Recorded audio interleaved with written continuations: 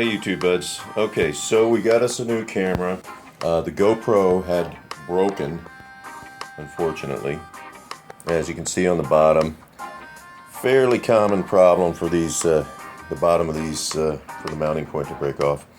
This guy's been a good camera. He's one of the original, well, it is the original model, the first model. And the case is kind of a pain to replace, although I would replace it, or at least repair it, epoxy some new tabs on there, which I'll probably end up doing. This guy's been dropped a few times. He, ultimately what has to happen is sometimes I'll turn it on and it'll freeze up, and I have to go disconnect the little battery on the inside and then plug it back in to reset it. So it was time. And with time, technology marches on, and the knockoffs appeared, of course. And now here we have before us a 4K edition of a knockoff. So let's go ahead and unwrap this beast.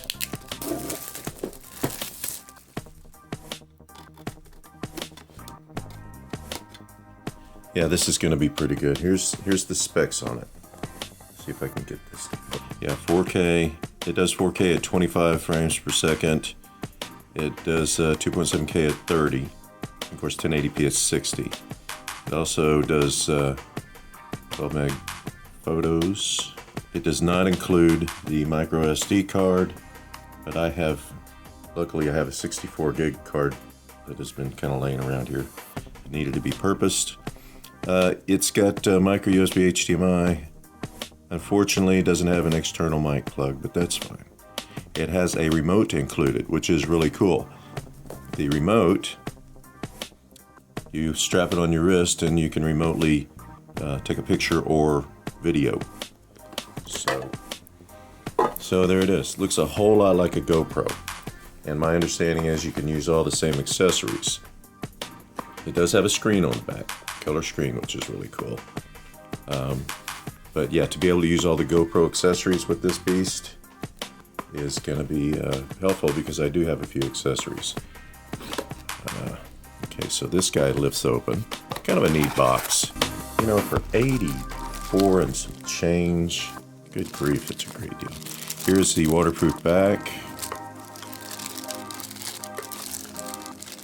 Yeah. Another clip. Looks like it's a couple of stick-on clips.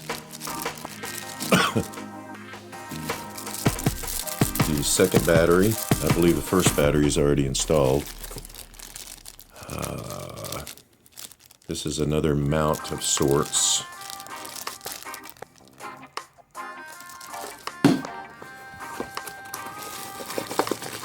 Just pull all this stuff out and then we'll go through it. Okay. So yeah, here's the remote. So that's video, that's snapshot. Cool. Yeah, here's the tripod mount. Straps. Looks like a steel cable, some zip ties, probably for attaching it to things so that it doesn't fall off if the mount gives way. Another mount. Micro USB cable.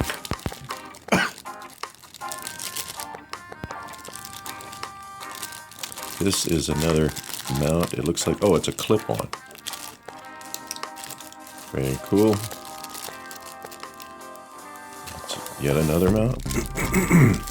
This is one of those slide-in locking mounts. This is a mount, if you take the camera out of the waterproof box, waterproof case, this guy clips onto the camera and you can mount into a tripod either direction. Charger.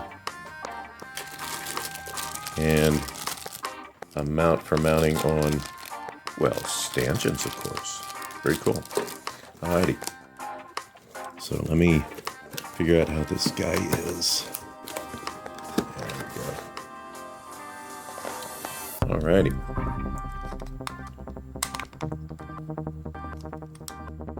Let's see if we can get the camera out. Yes, we can. Yes, the battery is already installed. charging from the spare battery here. 1050 milliamp hour battery. So that's a fair size, I guess, for this camera. I would imagine it's got a charge from the factory. We'll go ahead and turn it on. No card. Yeah, we got to put a card in there.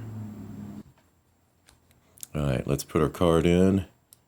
Let's see which way it goes.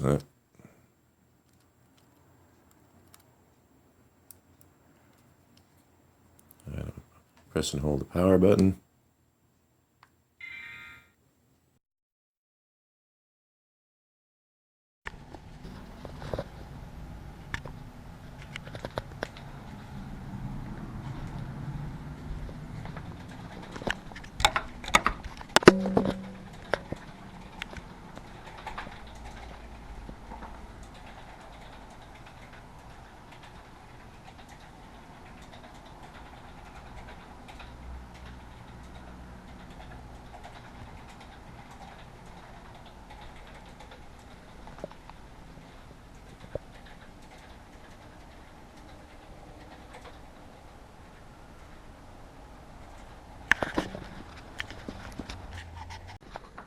Okay, so here's 4K at 25 frames a second.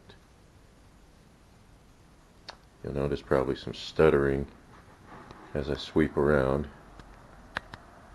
Take a shot of the lazy dog, Dog Friday, and we'll take another shot out the window. 4K video. Let's see how shouldn't be any stuttering. It should be really smooth.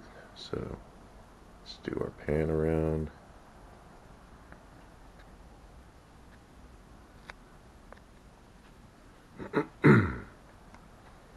Our gratuitous shot of the doggy, Dog Friday.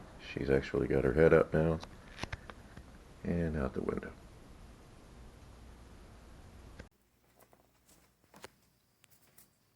The pan around shot.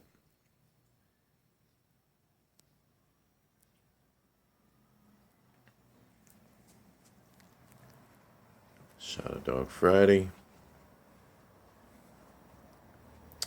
And a shot out the window.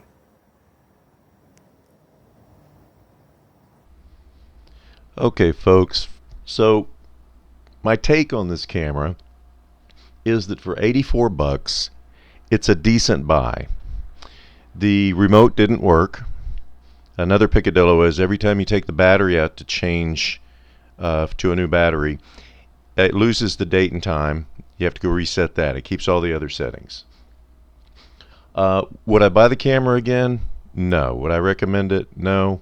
It does pretty well at 1080p at 60 frames a second. I'm going to keep it, and I'm going to mount it in different places on the boat and use it for additional footage. But I couldn't recommend this camera. Even at 84 bucks, it's just not that good. Now, next up, my next review will be a 4K camera that actually does a true 30 frames a second, has a Sony sensor, and it looks to be really good in the reviews that I've seen and the footage I've seen. It looks really, really good.